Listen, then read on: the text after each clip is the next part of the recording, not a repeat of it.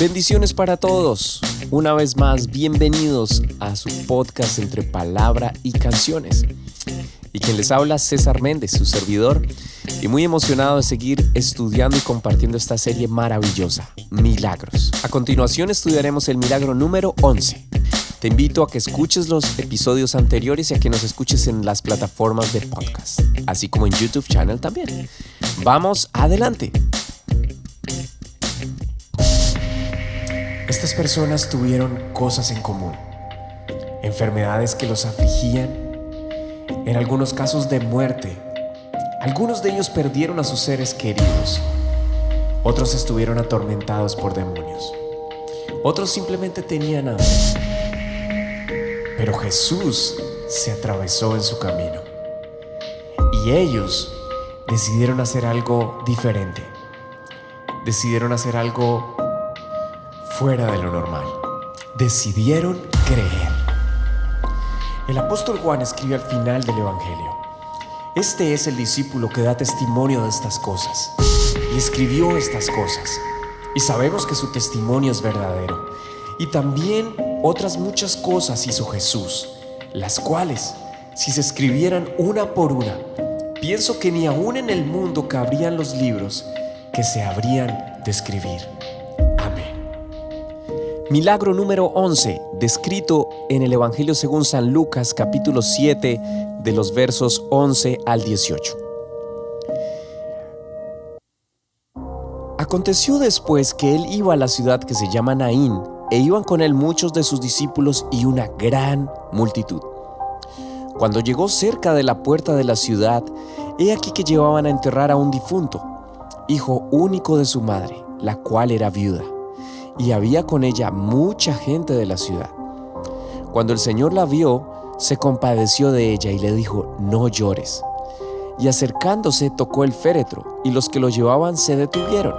Y dijo: joven, a ti te digo, levántate.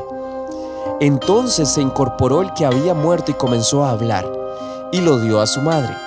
Y todos tuvieron miedo, y glorificaban a Dios diciendo: un gran profeta se ha levantado entre nosotros, y Dios ha visitado su pueblo. Y se extendió la fama de él por toda Judea y por toda la región de alrededor.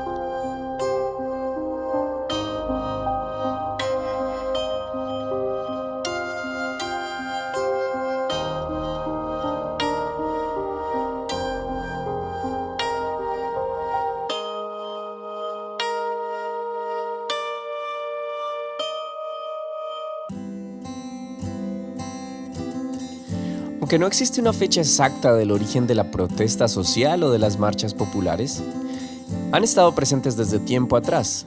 Desde la década de los 60 han estado más presentes y por diferentes motivos se hace, pero desde unos años atrás la protesta social y las marchas populares han tomado mayor fuerza, especialmente un par de años antes de la pandemia y en el mismo año de la pandemia.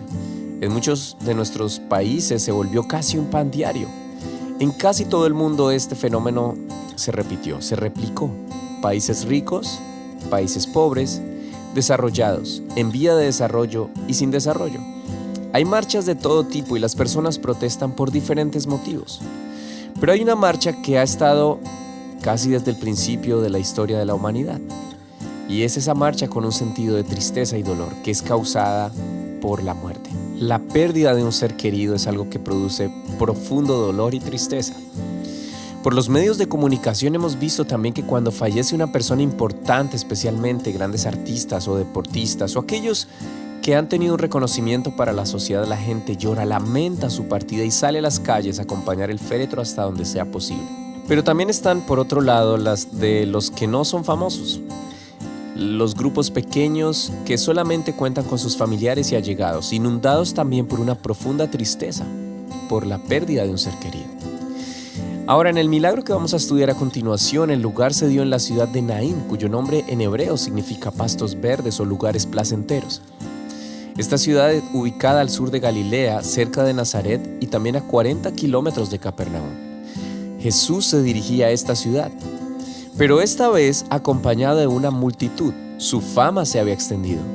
Y aunque probablemente muchos de los que iban con él lo hacían porque querían ver milagros, o como Jesús mismo lo diría más adelante, estaban interesados en el pan físico que él les daba, milagros de los cuales hablaremos más adelante.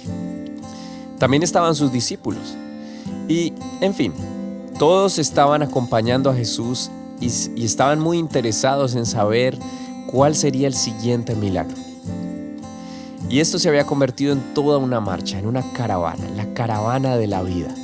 Todos con alegría, emocionados de estar al lado de Jesús. Y sí, se dirigían a la ciudad de Naín, y aunque probablemente Jesús hubiese podido tomar otro camino para el destino al cual él quería llegar, había un propósito y era necesario pasar por esa ciudad.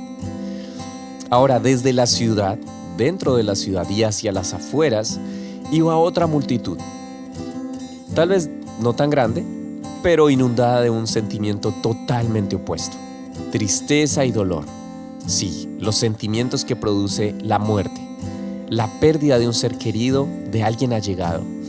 La caravana de la muerte o de la tristeza salía de la ciudad, y las dos marchas, las dos caravanas estaban a punto de encontrarse, una frente a la otra.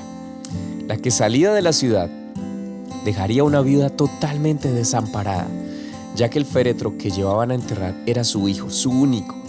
Y esta mujer, que era viuda, tenía en este hijo su esperanza. Era su único proveedor, el que daba su sustento. Pero ahora debían enterrarlo porque había muerto. Del otro lado, la caravana de la vida era liderada por Jesús y llegaba a la entrada de la ciudad. Llegaban con expectativa y regocijo. ¿Cuál sería este siguiente milagro? Y como lo acabamos de leer en el verso 13, dice que el Señor la vio y se compadeció, y luego le dio una palabra y le dijo: no llores. La vio, se compadeció y le dio una palabra.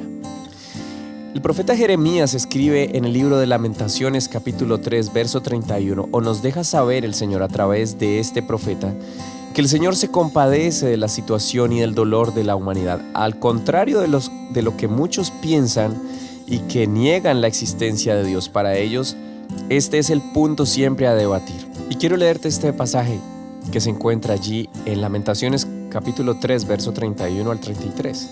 Porque el Señor no desecha para siempre, antes si aflige, también se compadece según la multitud de sus misericordias, porque no aflige ni entristece voluntariamente a los hijos de los hombres.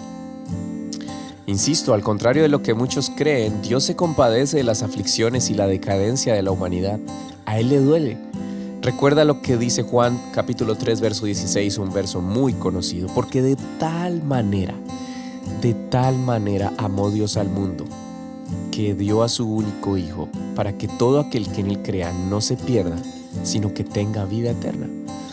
Esta frase, no llores, Jesús la dijo en varias oportunidades cuando hizo precisamente estos poderosos milagros de retornar a la vida a alguien que había fallecido. Y lo estudiaremos más adelante, pero es importante que entendamos que Jesús tiene esas tres situaciones, esas tres acciones: ver, compadecerse y decir. Y qué poderoso que se da este milagro justo en esa situación y en ese momento en el cual estaba a punto de sucumbir su esperanza, o mejor, ya no había esperanza para esta mujer. Este joven representaba para ella su sustento. Para nosotros podría representar la fuerza, la vitalidad, la alegría. La vida, por lo menos en tiempos bíblicos, tal vez no en la actualidad, pero en ese momento representaba para esta mujer todo lo que podía esperar: el ser sustentada durante los años que le podían quedar.